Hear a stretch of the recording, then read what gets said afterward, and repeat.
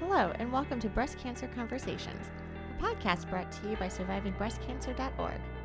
I am Laura Carfing, breast cancer survivor and founder of SurvivingBreastCancer.org, a nonprofit organization providing community, education, and resources to empower those diagnosed with breast cancer and their caregivers from day one and beyond. Our podcasts are made possible in part by corporate sponsor Store My Tumor. So we're super excited because SurvivingBreastCancer.org is here in Miami with thriver, amazing women. Can I call you an activist? Sure. You know, what do we want? We want research. When do we want it? We want it now. We chanted stage 4 needs more. Don't ignore stage 4. You know, all those catchy phrases. Stage 4, of course, is the only stage of breast cancer that is 100% fatal. It kills everyone who has it. And we get maybe 1 to 2% of the funding. In 2018, stage 4 metastatic breast cancer surpassed lung cancer and is now the #1 killer of women in the cancer. I believe it's still heart attacks for women, right? It's still the #1 killer overall, but in the US in terms of cancer, it's now breast cancer. If it was your mother, if it was your wife, if it was your daughter, if it was your son, if it was you, would those percentages be okay? We talk about stage 4, the role of caregiving, and so much more. Welcome to the conversation.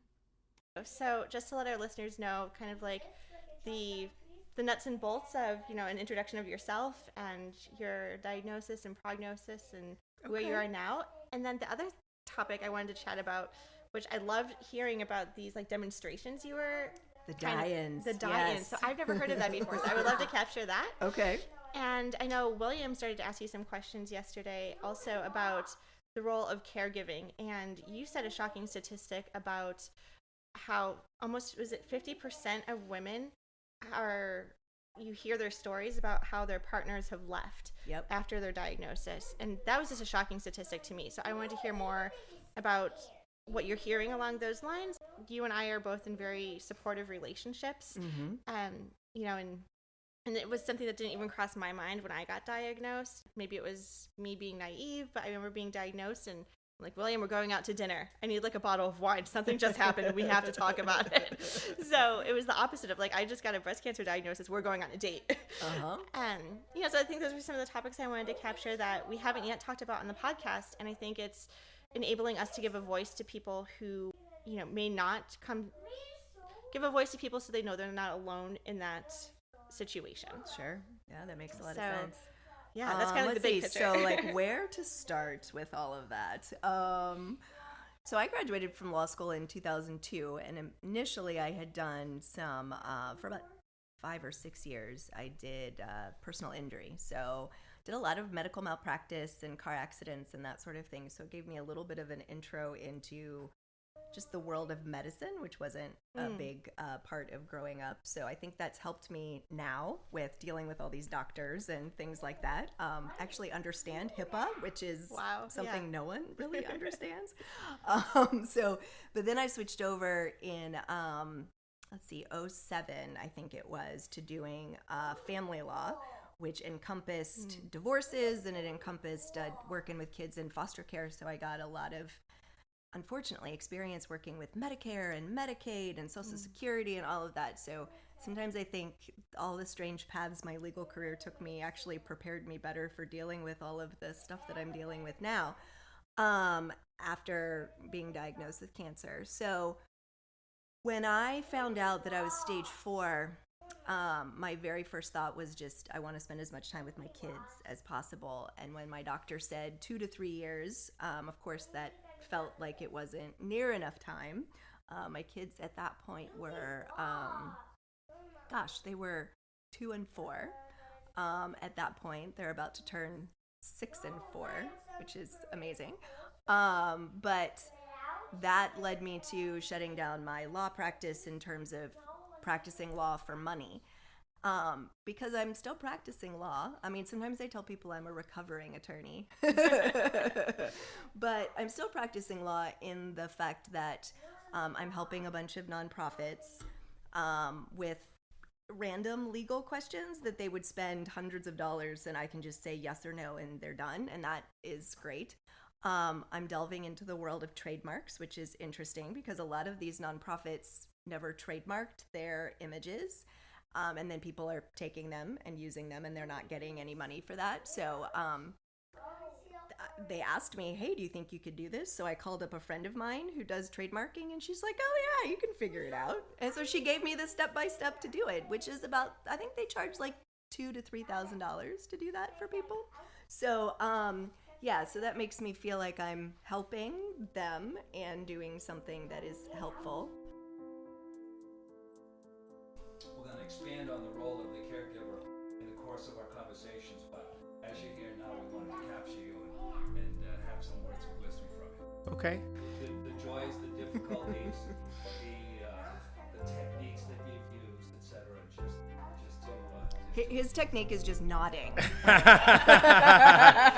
Yes, darling. What do you need? That's basically it. Right. No, I mean, I think, obviously it has, when someone that you love and care about has a diagnosis like this, obviously there are tons of challenges, but you want to support that person and try to, as best you can. You can't really put yourself in that person's shoes, but as best you can, empathize with what they're going through, and so you do what you can to support that person and give them room to sort of do what they want to do and what they want to be involved in, and to provide that support. And so it's difficult. There are times when you kind of just would want things to be the way they were, where it's like, gosh, we were just clicking and everything was rolling along, and you're now faced with a new reality. But you adjust, and you love the person, so you stick it out and do what you need to do. So in particular, some of the ways and means you went about supporting her very specifically.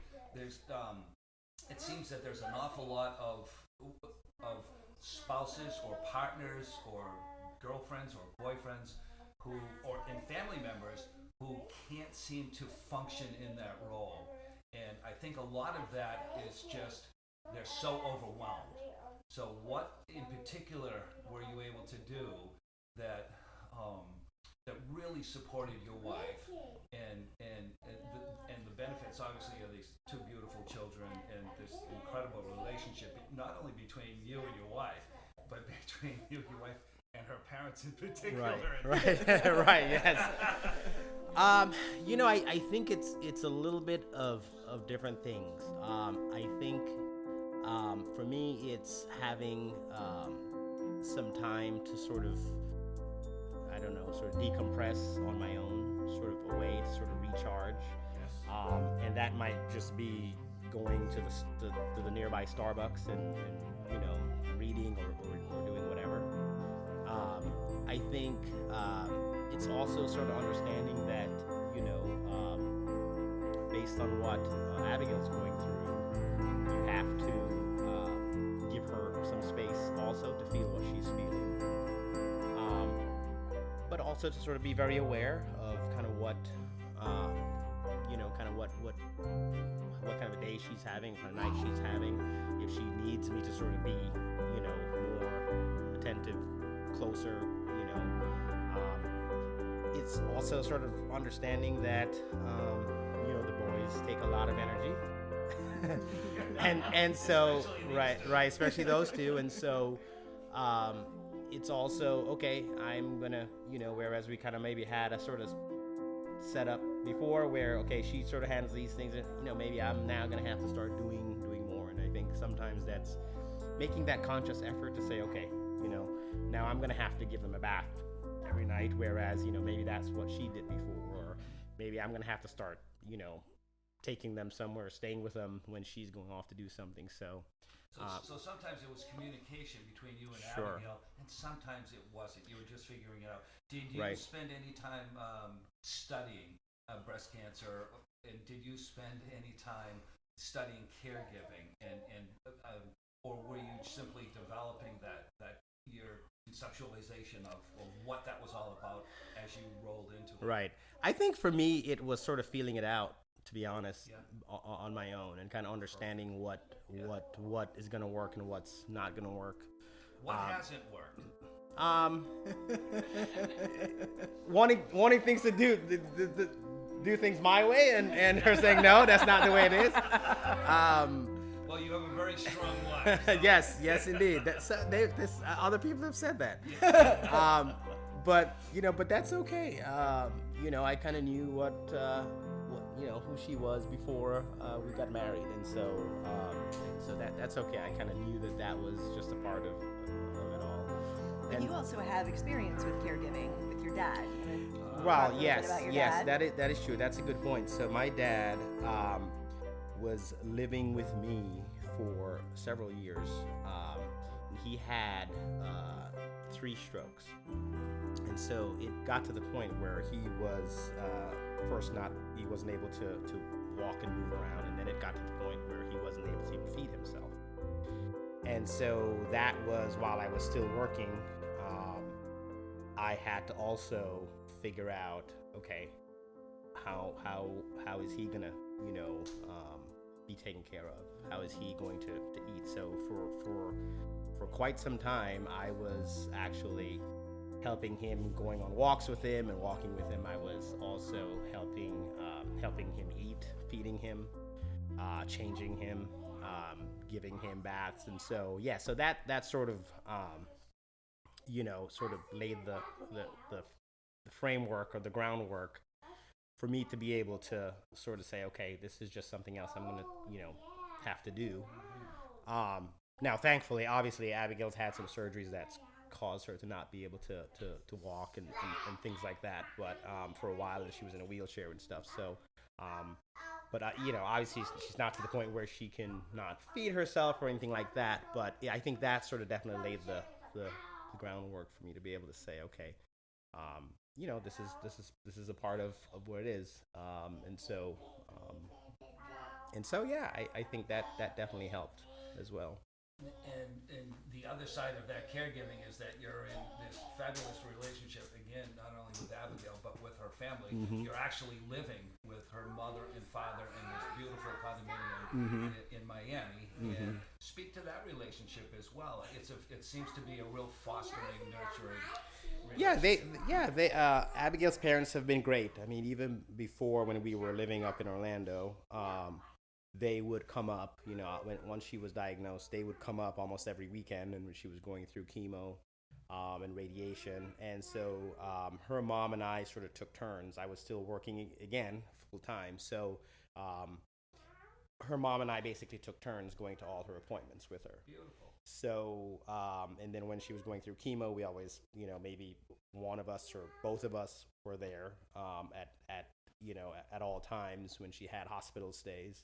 So they've been great. They came up, like I said, almost every weekend. And then it got to the point where I think we decided that it was probably best to get some even more additional support. They were sort of in transition themselves, and so they said, well, why don't you guys move down here? Which was not easy. It was definitely not an easy transition for me. I was working up there, and so I wasn't sure exactly how that was going to work and how I was going to be able to transition that easily down here. But thankfully, my work was really supportive, my job and the folks there, and so they allowed me to move down. And it turns out that it's been great, because with the boys, we have other family that can help pitch in and kind of, if Abigail's not feeling well, then there's somebody else here that can kind of look out for her, or maybe go and pick up the boys and things like that. So no, overall, I mean, I think it's been good, and we continue. 2 last questions for you. One is on a cost-benefit analysis. You've given us the cost. What's the benefit of being such an incredible caregiver? What's the benefit? Yeah, to you. Oh, we know what it is. Well, I mean, to me, it's keeping our family strong, and it's keeping our kids, with us and being cared for by the folks family and the folks that we want to be taking care of them. And at the end of the day, that's my biggest focus, and that's the biggest, I think benefit to me is I'll do whatever I need to do to make sure that we're all together and that she's taken care of, and in a way that helps me. That helps me a tremendous amount too by just, lifting some of the burden from me. And the last question is, what words of advice do you have for someone who is about to become a caregiver that may be apprehensive about stepping into those shoes? Well, I mean, I think it's, take it a step at a time. Don't try to rush to do it all by yourself and figure it all out by yourself right away. Take it slowly. See what you can do. I mean, obviously, be there to support the person. But having it all figured out perfectly and having it all laid out, and you're going to make mistakes. But it's not as daunting, or hopefully it's not as, even though it might be daunting, it's not as scary maybe as you might think it is once you start and once you sort of get accustomed and sort of readjust. So I'd say go for it, do what you have to do, and things will work out. Well, along those caregiver lines, I remember, William, you almost had to play the bad cop as the role of the caregiver. So I wanted to be social. I wanted to have friends over. I remember when I got diagnosed, it was approaching the holidays with like Thanksgiving and Christmas and New Year's. And so I wanted to host, like we do almost every year, a vegan Thanksgiving. And we invite our friends over. And I was like, you know what? Just because I'm going through chemotherapy and I have breast cancer, we're still moving on with life as planned. And so we invite all of my friends over for a vegan Thanksgiving. William did all of the cooking, which I like to take credit for. He did all of the cooking. And it must have been approaching midnight. It was extraordinarily late for me, but I was having so much fun just talking with everybody. And then finally you can see it in your eyes when that like sleep just hits you. You're like, I'm out. And William had to be the bad cop and say, you know what, guys, I'm glad everyone is having a great time, because no one wanted to leave. No one was starting that path of like, oh, it's getting late, let's start leaving. So William was like, I'm putting her to bed, you all have to go. And so I think that's also an important position too for the caregiver to also acknowledge when to ask for help, and then when to say, you know what, she needs her sleep, you can't come visit, or you know what, that's great, you want to bring over some meals, how about, I'll pick them up from your house, we can't have visitors, and also knowing when to say no. Yes. So I just wanted to add that anecdote too from our experience. Yes, absolutely. I almost feel like you've taken on this role of like, I want to be arrested because we need to make change, and how can we have this like, I don't know, amazing like social justice activist work of like letting, not just raising awareness, but like letting legislators know, letting people who actually have the decision making and monetary authority to implement this change at the expense of our health. Right. I would love for you to just kind of talk more about that, because it's such an important piece that goes well beyond just the awareness. Absolutely. What is the comment that well-behaved women rarely change the world, I think? And I feel like maybe that's the theme for my life, because I rarely do what's expected of me. It's some of that I think is the way I was raised, being homeschooled, kind of not being part of the establishment, as it were. But MedUp is a 501c3 that was founded by a lawyer whose focus was civil rights. And I think that a lot of her perspective came from her work. In working with people who were sidelined, who were not able to participate in the mainstream. So it is patterned after ACT UP, which is a group, and I don't remember when exactly they were operating, but it has to do with raising awareness for the AIDS epidemic, where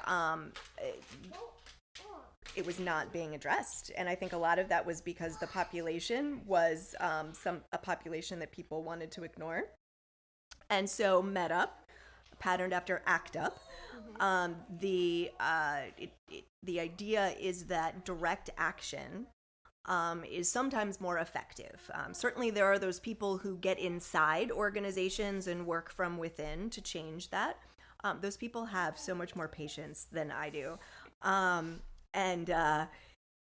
Being able to work with people where you don't agree with what they're doing, I don't have that gene. I don't know why. But so die-ins are designed to be, as much in your face as possible, somewhat like a sit-in where you're physically obstructing someone from doing something. And so the first die-in I participated in was in DC as part of the Metaviver Stampede. So every year, Metaviver puts together as many Stage 4 people as possible to go talk to legislators in DC. And so as part of that, we did the die-in. So we gathered at a hotel and we marched for, I think it was about a half a mile from the hotel to the lawn in front of the Capitol Capitol building in DC. And so we were marching and shouting, what do we want? We want research. When do we want it? We want it now. We chanted Stage 4 needs more. Don't ignore Stage 4. All those catchy phrases. I got goosebumps. It was amazing. It was. I have to say that I understand how mobs happen, where it's just like everybody's together and the energy level and everybody's yelling, and it was yes, goosebumps all the way. It was amazing. I don't know how much of that really did much of anything except for us to kind of just get us all in the right mood. So we marched for about a half a mile, and then everybody walked onto the lawn in front of the Capitol and laid down, and we had them laying in concentric circles down the lawn. Everyone was handed a piece of paper with a person's name on it who had passed away in 2018 since the previous die-in. And there were a couple of speakers. We played a song that was specifically written for Met Up, and it talks about the day that you hear us, and how the camaraderie among people who have Stage 4 is so significant, but that at some point you have to hear us, and at some point you have to save our lives. And then we rang a gong, one for every person who died on that day. So at that point in 2018, it was 114 people who die every day of Stage 4 metastatic breast cancer. Unfortunately, here in 2019, it's 116 people a day. So we're actually going up. Stage 4, of course, is the only stage of breast cancer that is 100% fatal. It kills everyone who has it. And we get maybe 1% to 2% of the funding, which is, we believe, completely the wrong perspective. And so that particular event and holding up the signs of all the people that we lost is designed as kind of an in-your-face, these are the people who have died. At the San Antonio Breast Cancer Symposium, we had a mini die-in where we held up signs and we talked to the researchers. We did a little bit of disrupting people being able to get to certain drug company tables, because we very much believe that the drug companies are part of the problem in that they're not funding the research that's really needed for Stage 4. And I get that it's hard because we're a somewhat small population. There's only about 155,000 people in the U.S. living with Stage 4 metastatic breast cancer. But in 2018, Stage 4 metastatic breast cancer surpassed lung cancer and is now the number one killer of women in the cancer. I believe it's still heart attacks for women, right? Is still the number one killer overall. But in the U.S., in terms of cancer, it's now breast cancer. Yes. Worldwide, it's heart attack and then followed by breast cancer. And just to give perspective to that, 250 plus thousand women will be diagnosed with breast cancer this year, next year, then next year, and that keeps climbing. It does. So. Yes. Yeah, it's almost like we're moving in the opposite direction that we need to be. Right. Now, the oncologists will say that because our population has grown, that the actual incidence of percentage-wise, if you look at the whole population in terms of cancer, has gone down to a certain extent. And so we had several people come up to us and say, but, we're actually making headway, blah, blah, blah. And every time people do that, I look them in the eye and I say, well, if it was your mother, if it was your wife, if it was your daughter, if it was your son, if it was you, would those percentages be okay? And I think that's the piece that, yes, you can look at statistics and feel good about statistics and all of that, but when it hits you or hits your family and it's that close to home, I think people have a different perspective. And so I think that's why, in a lot of ways, people with stage 4 are very vocal and typically very more on the activist side, maybe more so than early stagers, because I think that we have a certain level of desperation. We have a certain level of, oh, wait a minute, my lifespan used to be 30, 40, 50 years, and now I'm looking at 2 to 3 years as the median. There was a study that recently came out, I'm not remembering the name of it, but they looked longitudinally at people with different types of metastases, and people like me with bone-only metastases tend to have a bit longer than the 2 to 3 years. I'm HER2 negative, which is a particular receptor, and again, that typically tends to be something with a bit longer of a lifespan. However, I am hormone positive, which means that estrogen and progesterone feeds my cancer. And even though I've had a hysterectomy and I'm on an aromatase inhibitor that's supposed to keep all of that estrogen away, there are still other glands in your body that produces estrogen. And so there's still some estrogen hanging out. Exactly. Exactly. There are all kinds of phytoestrogens running around out there. So I try to stay up on all of that as much as possible, and I get my blood tested regularly to see what's going on with the estrogen in my body. But can you speak to clinical trials specifically geared towards stage 4? So that has been increasing, and one of the things at San Antonio 2 or 3 years ago, they would talk all about all the research that they were doing, and then stage 4 would be mentioned maybe like the last day. This year in San Antonio, day 1, front and center, they were talking about the research into stage 4. There's a doctor, Kelly Shanahan, she was a breast cancer surgeon, I believe, and then she was diagnosed with stage 4. She talks about looking at it from the perspective of triage, right? If somebody comes into your ER and they are immediately dying versus somebody who could die in 10 years, who are you going to treat first, right? And if you think about it from that perspective, of course they should be looking at stage 4 first. I also believe that if they solve the issue of metastases, then that is going to trickle down to everyone else, because all the early stagers still have a 30% chance of becoming metastatic. So there are more studies. I keep hearing that they'll have these studies, but then they don't have enough enrollment. And so one of the big things they talked about in San Antonio was, how do we get the word out? And what was fascinating, I don't know if you've heard of the Broad Institute up in Harvard, but they have the Count Me In project, which is all patients who have contributed our tissue, blood, saliva, etc. They have put that into a database, and then it's all free. They release all that data regularly. And that data now is being used, because it's all stage 4 people. It's now one of the largest databases of all that information, down to mutations and genomic information and all of that. So I think that we are at a good place in that the wave of cooperation is rising. And I think that's very good. But you still have these silos. You still have Mayo doesn't share with Sloan Kettering, and Sloan Kettering doesn't share with MD Anderson, and those kinds of things, because they have all of their proprietary information, which I understand, but the opportunities for collaboration are not always there. And so one of the big things I heard from researchers is that those conferences are amazing because they can talk about this wonderful breakthrough in this lab, and then this lab can piggyback on that and not duplicate efforts and those kinds of things. So it seems like there's a lot more of that happening.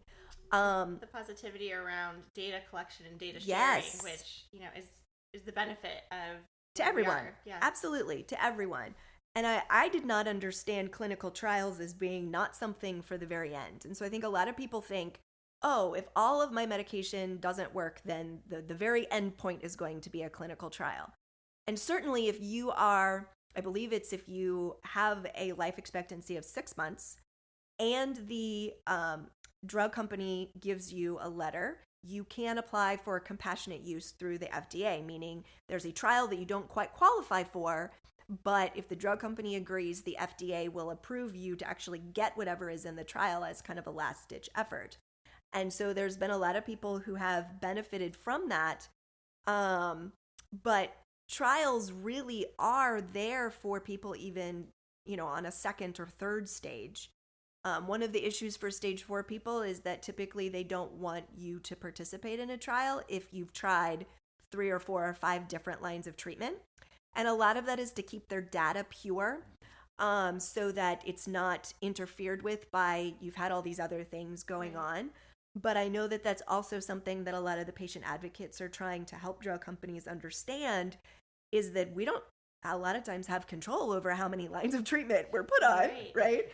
Well, and go ahead. No, you're fine. Jogged my memory, and I'm not sure if it was you, so I apologize if you were telling me this information. I'm just regurgitating it, or I was talking to somebody else in the breast cancer community who was informing me about treatment and staging. So they were actually denied more advanced treatment and more modern treatment because they haven't gone through, let's say, tamoxifen or the Taxol or these various older therapies that have their benefits, but they were actually denied access to more relevant treatment because of the staging progression that they had to go through first before getting to the upper levels. Interesting.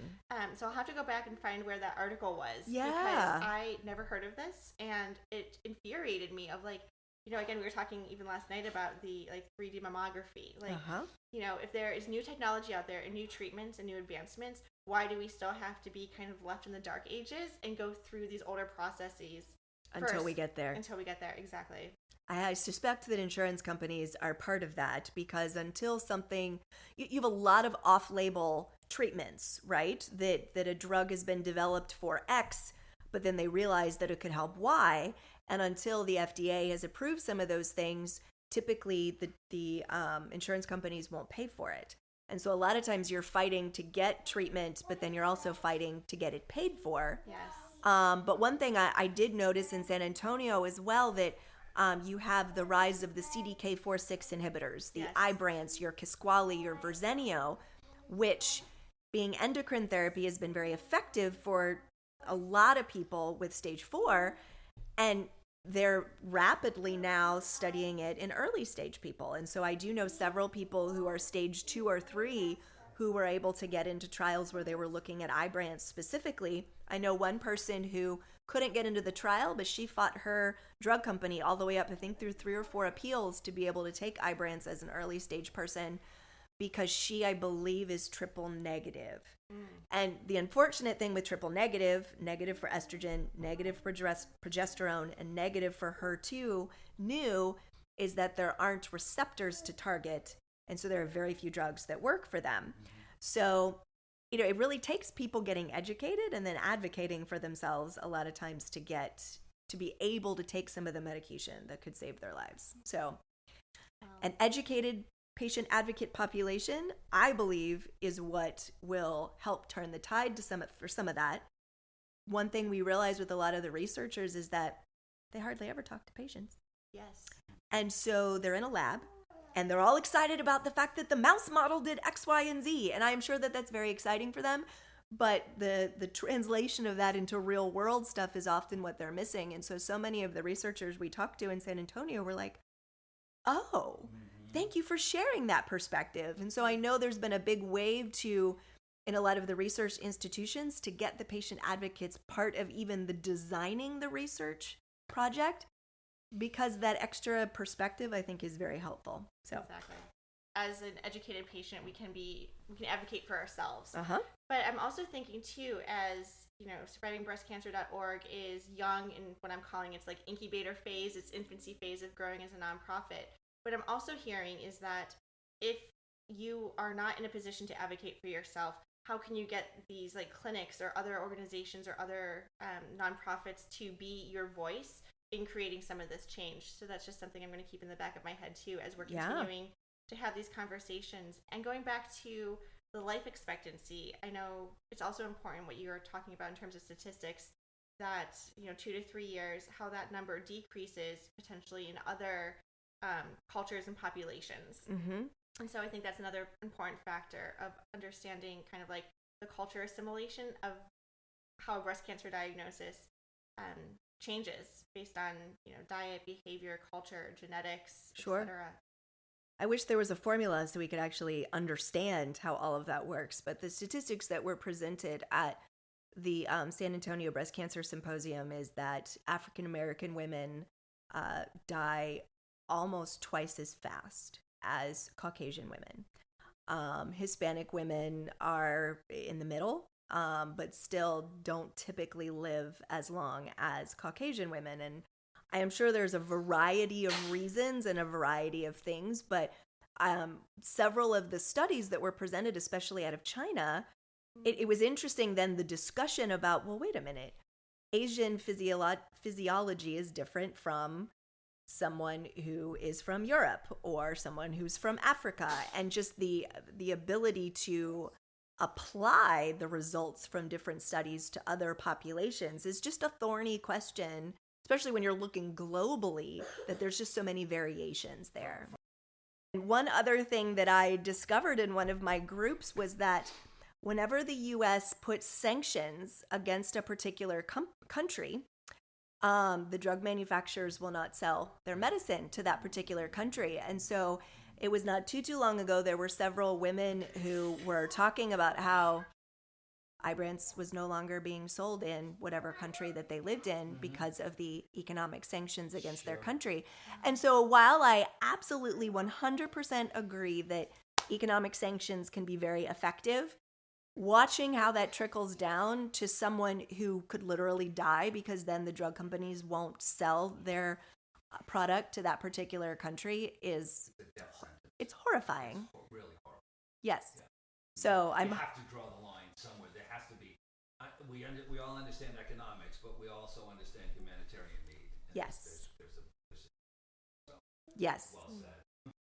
When I was in San Antonio, we went to a panel. So it was 16, I think, medical oncologists, specifically in the breast cancer piece of the FDA, who sat down with all the patient advocates and talked about their process. And I'm not going to remember all of the steps because there are many.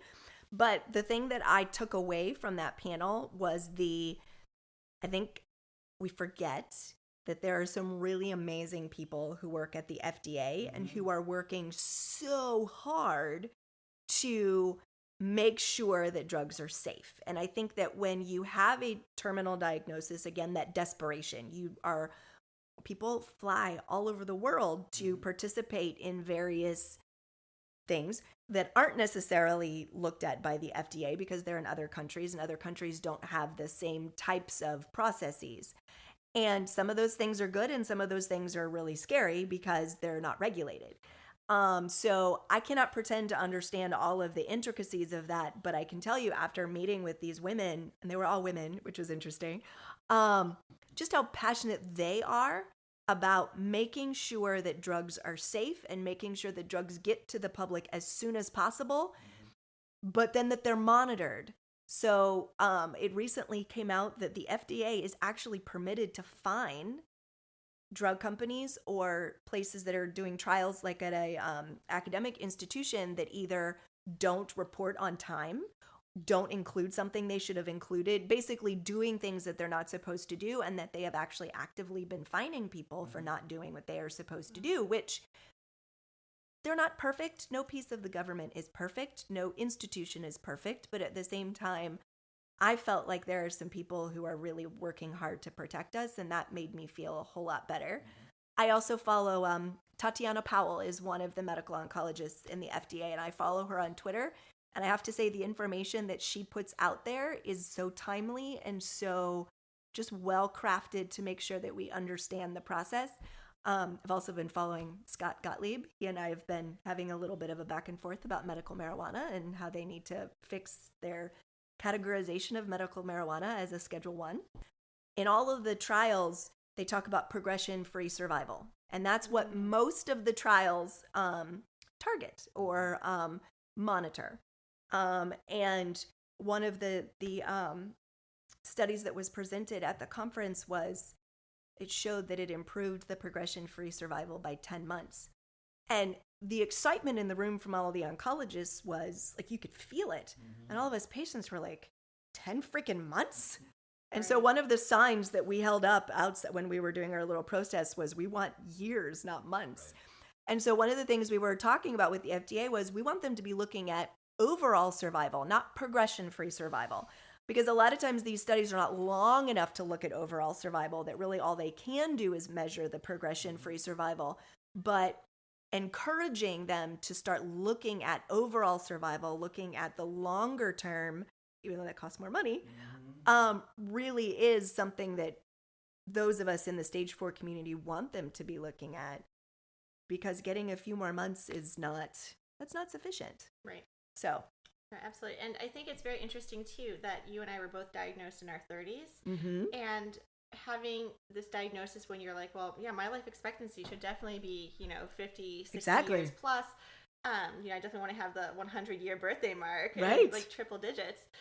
And then realizing that the medicine and the studies actually haven't caught up to us. We actually don't know the long-term effects of when my oncologist tells me I'm going to be on some of these aromatase inhibitors for 20 years, and then we'll reassess. We don't know actually longitudinally what that impact, not just from cancer, but the longer-term side effects of bone density and other heart disease and kidney failure that are going to be repercussions. Well, timing is of the essence, though. A lot of these drugs are new, like the SG drug, however you pronounce it. That's going to be brand new. That'll probably, once it's approved, it'll hit the market in 2 years, and there'll be no longer. There's no way to do that. So, just waiting. We still have to get back to that point. We still have to encourage the release of these, even to save a woman in the shorter term looking to get to that long term. Right. We do have a number of stage 4 people that are part of the community that have been stage 4 for years. Yep. Yes, I definitely want to introduce you to this amazing shaman that we keep talking about. She's based out of Staten Island in New York, but she travels. She's a huge resource for us at survivingbreastcancer.org, so I'll put you in touch with her. That'd be awesome. Yeah.